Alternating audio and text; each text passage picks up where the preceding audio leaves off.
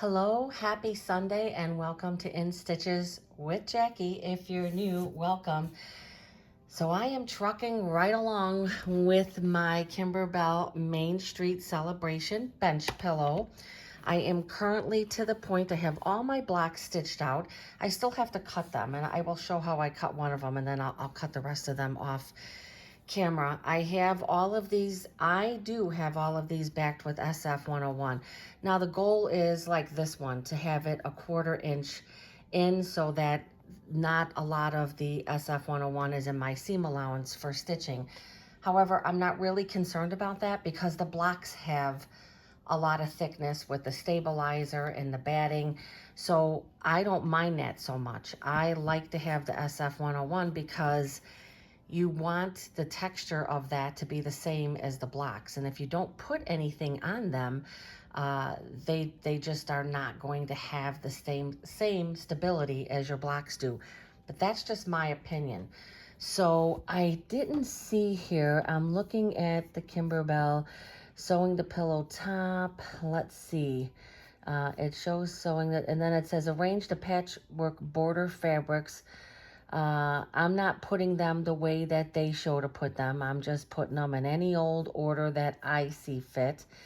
And I don't see, I'm trying to see, I don't see any particular thing that says you have to back it with SF 101.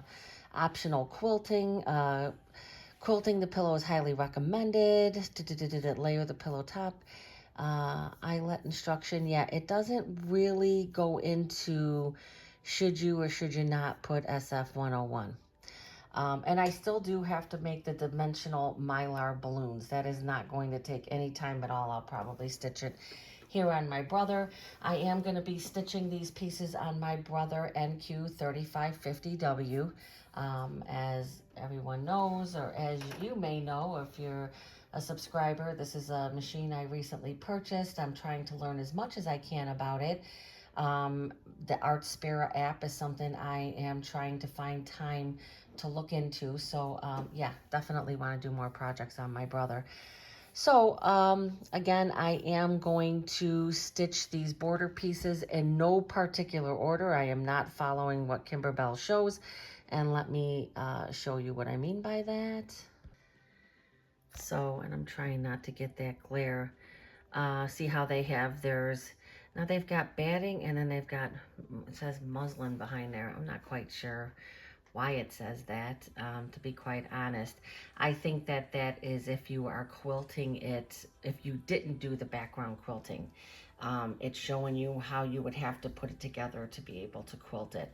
But I am to this point here where I'm going to stitch these top borders together. Saying it is going to be a 1/4 inch seam allowance, and I am going to iron my seams, or I'm going to press my seams open. I do have my 1/4 inch foot on my machine here. I am using the 1-04 stitch, which lines the needle up in the middle. And it's all the standard settings. It's going to be a 2.5 inch stitch, which is what I want. You want a nice tight stitch for this. But at the end of each one, I'm going to do that little tack back. So I am going to stitch all of these in the same manner. Line them up. I'm not putting any pins or anything.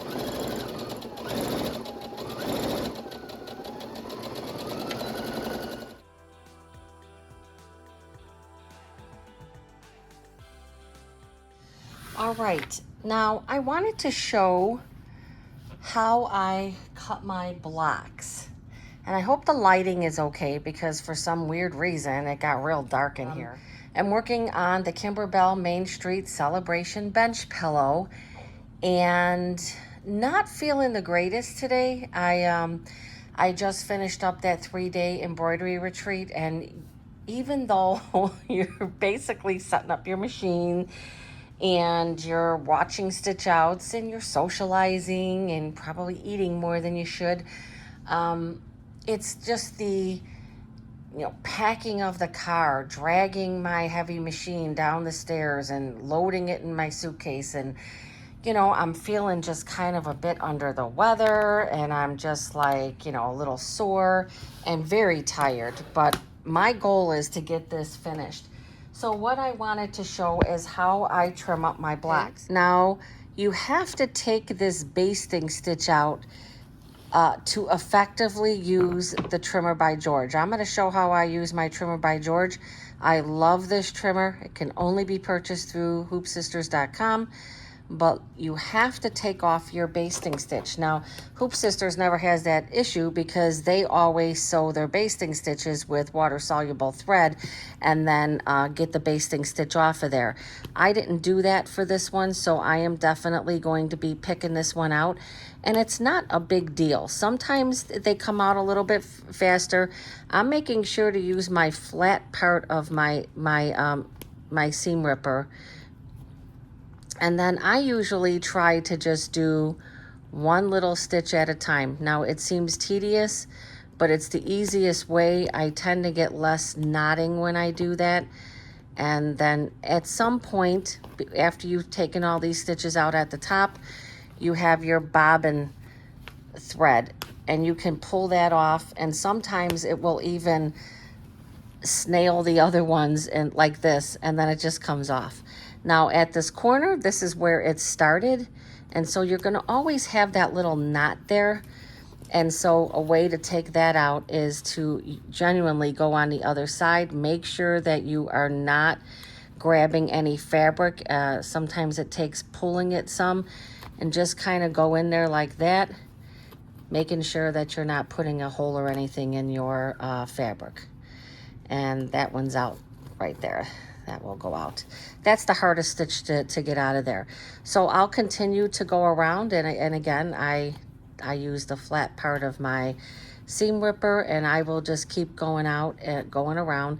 You want to take this out, and you have to take this out. You don't have to take the basting stitch out, but if you don't, if you use the trimmer by George, you're still going to have some of the stabilizer left in there, and the more bulk you have in your seams is just more problems. So these steps are well worth doing. Take out your basting stitches.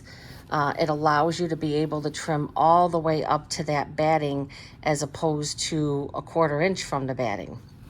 I'm going to continue to take the rest of this out, and then I'm going to show you how I use my trimmer by George. Okay, I took out all my basting stitches, and now I am going to use my trimmer by George. Now, one of the most important things, if I could tell you anything, and if you've ever watched the Hoop Sisters, you cannot use a 45 millimeter cutter with this rotary cutter. It just doesn't work. How you do this is you shimmy. They always say shimmy and then flip over. Make sure that none of your fabric is tucked under there, because this is not foolproof to not cutting your fabric, but it is foolproof to getting your cut all the way up to your batting. But sometimes if you're not paying attention, you can nip your fabric. So you don't want to do that, because that's a big deal. So if I try to do this with the 45, this part here hits off the top of this because there's a ledge here. So that's why you need to use your 60 millimeter, and it just cuts perfectly and cuts right up to your batting. So I'm going to do it on the other side. Now I have a lot of stabilizer left on this. I could probably just let me get some of this out of the way here. At one point I used to try to save some of this. I just don't do it anymore. I had said in one of my videos I am going to start trying to use the muslin way of doing it. There's many people using muslin instead of the stabilizers. Not only is it more cost effective, it's softer, it's easier to iron. Now this light mesh cutaway stabilizer I got on Amazon, it definitely melts and it gets crispy. Now, if I'm using my little Aliso iron, it's fine. But if I take my regular big iron to it, it scorches it immediately. And I have done it quite a few times to projects. And then they're forever crispy. And, and you don't want your quilts crispy. Look at that. Look at how beautiful that is. So again, the trimmer by George is exclusive to Hoop Sisters. And they do sell it on their website. Now again, I'm going to take this ledge. You can see the ledge there. See that ledge? And I'm going to take it, I'm just shimmying it right like that, and then I'm bending it over. And then I'm taking it, I'm cutting. I have to be careful that none of your fabric got kind of shimmied under there. And the only time that has happened to me is when I have pulled it. Sometimes if you can pull it ever so gently. That's usually what they tell you. But sometimes you get a little overzealous and you might pull it too much. Like right here, I got a little extra batting. And just gonna cut that away. And there you go. I mean, it's perfect. Because I use this, now I'm going to just turn the ruler around, which has all the, I have my 1/4 inch, my 1/2 inch, my 1 inch, my 1 1/2. The halves are the dotted lines.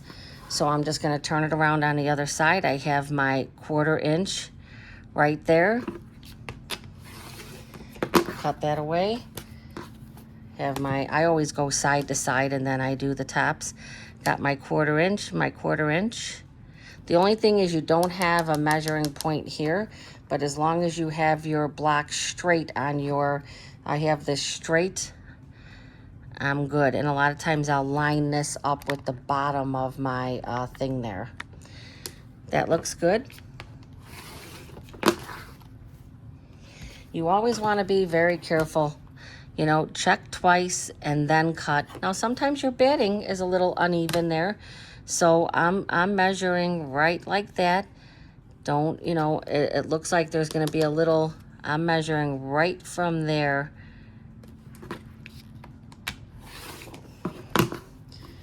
Make sure you have, well, it looks like it's a little, looks like I might have taken a little too much on that end. Doesn't matter. It doesn't matter that I took a little more. I'm still good. I'm still within that 1/4 inch. And to be quite honest with you, a lot of times I do a little bit of an extra 1/4 inch. And there you go. And I have one block done already. And you could see the accuracy is there. They're perfectly sized, perfectly done. Okay, the second method of trimming your blocks would be, if you don't have the trimmer by George, you would just be using a regular ruler and measuring a 1/4 inch from the batting. Now your basting stitch is on the front, as I am showing here, but sometimes that basting stitch is not accurate, so I never use it for cutting. I always go by the back and I measure a 1/4 inch from the batting. Now that's what I do. It works for me. If you do it a different way, some people cut directly on that line on the front. I tend to avoid that. It is a little harder to see on the back, and you could see the cuts, my basting stitches are still in place. And I'm showing here that I left it a little long, a little wider than a 1/4 inch, so I went back and trimmed a little bit more off. I'm going to do the same things. Remember, sometimes the batting isn't real even either. So you want to be careful when you're doing these cuts. I cut these blocks all the time, so I tend to move a little faster. Again, I'm measuring a 1/4 inch from the batting. When I turn this around, I am going to have basting stitches to take out. It's just how it is. Again, if you use water soluble on the top thread, all you'd have to do is swipe a little bit of Q-tip with some water and all of that would go out of there. But if you don't, you really have to take this off. You really have to take these basting stitches out, and I'll show you why. So I'm taking them out in here. And remember, there's still going to be some of the stabilizer that is captured in between those stitches. So I'm going to go in there and I'm going to pull all of these stitches out. And then after that, I still have to go back and trim out that extra stabilizer. And I'm going to show that in a minute. So it's all an individual thing how you decide to do it. I attempted to use the water soluble and I would forget to change. And see how I'm showing now that there's some extra batting? So now what you need to do is you need to take a pair of scissors and just kind of cut that extra stabilizer out of there, because you don't want that in your seam when you go to sew. Now, although it's thin, it's still going to give a little extra bulk. So I'm just taking my Karen K Buckley's. You could take any scissors really that work for you. And you're going to see shortly here, I just take very carefully cutting away that extra stabilizer. And I'm going to do that all the way around the block. That's the way you could take and get all your extra stabilizer out of there. Some people don't care about that stabilizer. They leave it in there. I like to get it out of there. So this block will be finished in this manner. I'll go all the way around, take the rest of the basting stitches out, and trim the stabilizer. Okay, I have all of my blocks all cut and trimmed up. Here's the farmhouse. They're not in order. This is the general store, which, oh, you know what? It doesn't have general store on there. I wonder, it wasn't part of the thing. I think there's a button to put on there. I don't know. This is the bike. This was the welcome block, the very first one. And then there's the windmill block. These are both the end blocks.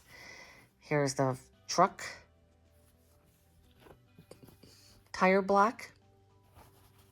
Or what did they call this? The swing and quilt block. And then the fire station. Sew it in order. Windmill goes to here. And put some clips in here. And basically just lining it up. I'm going to put a clip at the end, each end. To make sure that my cuts are good and they look pretty accurate on these two blocks. And then the next two would be the tire and this one. So what I'm going to do is I'm going to get these, that looks a little bigger of a 1/4 inch there. I'm going to get these blocks all sewn together. So the very front of the pillow will be done. This is going to be a 1/4 inch. And then let's see, then I have the fire station. And then I would have the fire station in this. And then, where's the bicycle? Oh, and then the bicycle. So it's the bicycle, the fire station, the general store, and then the red truck, the quilt, the tire quilt block, the farmhouse, and then the windmill. So these will all get sewn together. And I will be ironing my seams open. At least that's the plan. Got the dropsies today. It's kind of hot, 93 degrees today. Okay, I'm starting to stitch my blocks together. I'm just gonna do this one, and then I'll just speed this up because you most definitely don't need to watch me stitching these. But it's gonna be pretty smooth sailing. Yes, I love stitching on this machine.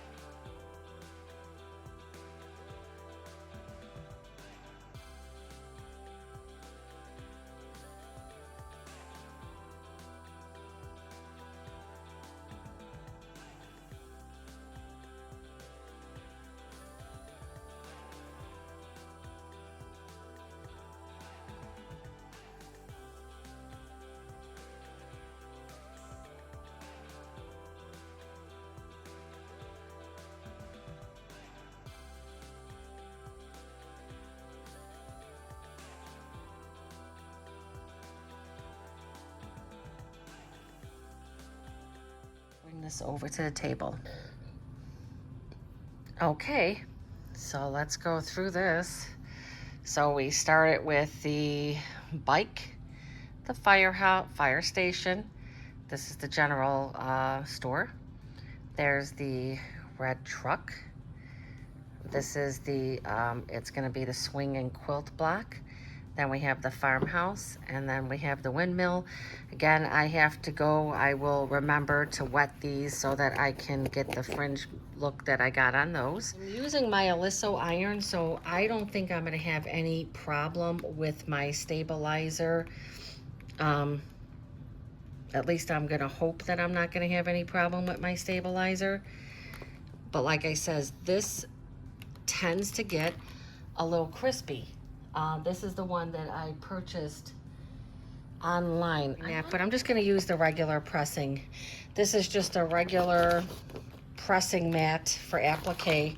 It's an applique pressing mat, and it works really well. Stabilizer starts to somewhat singe. So that again is one of the reasons why I want to start using some muslin, because I don't like when that happens. Now this is a bench pillow, so not as big of a deal, but when I'm making the quilts, it is, because you want a quilt, even though you know it's an embroidered quilt, you still want it to be nice. You still want it to have a nice feel.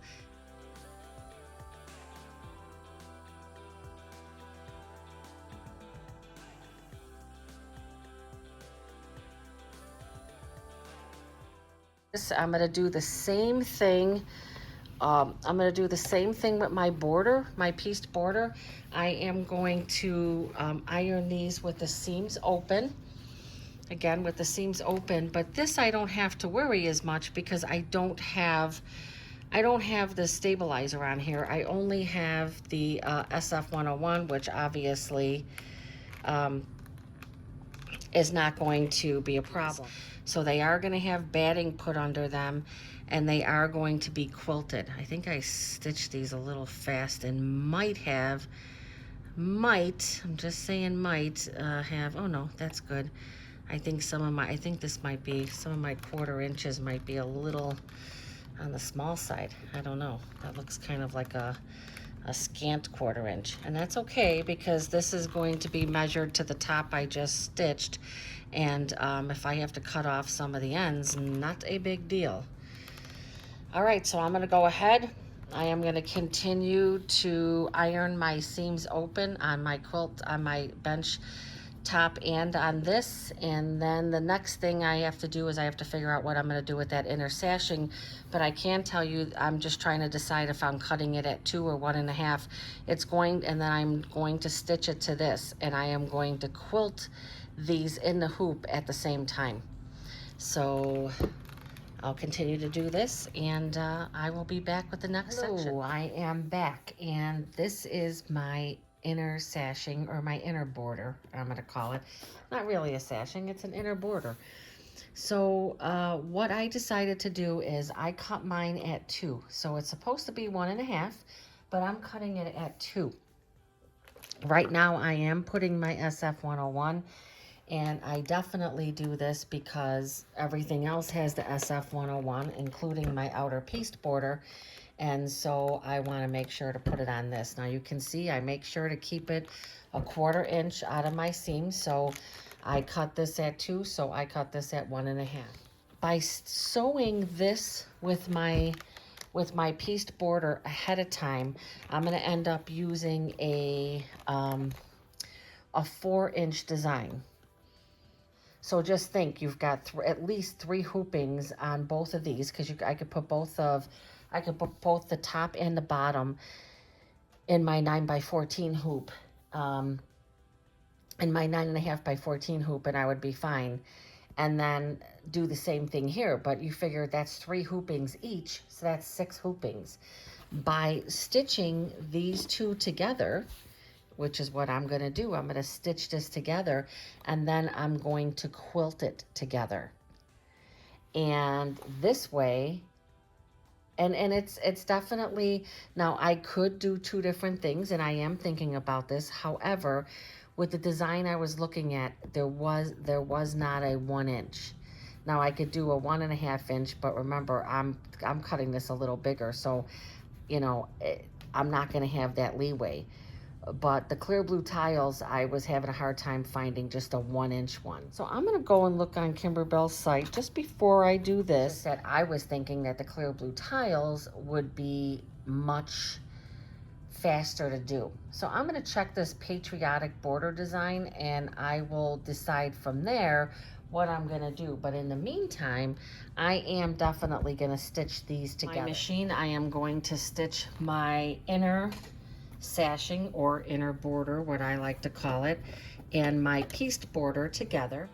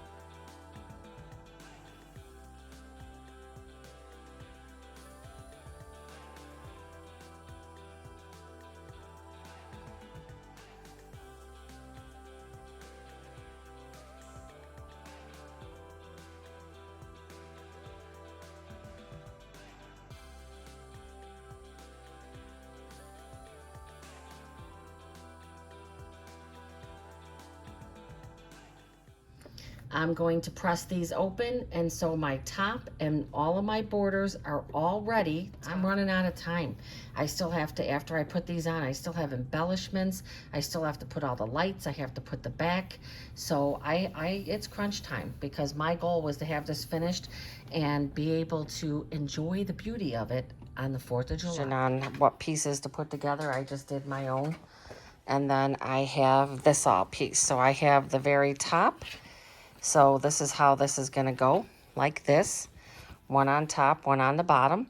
But I need to quilt these yet. So that's going to be the next video. My next step, I have this all done. I will not be sewing this onto here until I get my quilting done on there. That concludes this video. I hope some of it was informative, or if you were just sewing along, I hope that you enjoyed the video. Again, thank you for stopping by. Please like and subscribe, and happy Sunday.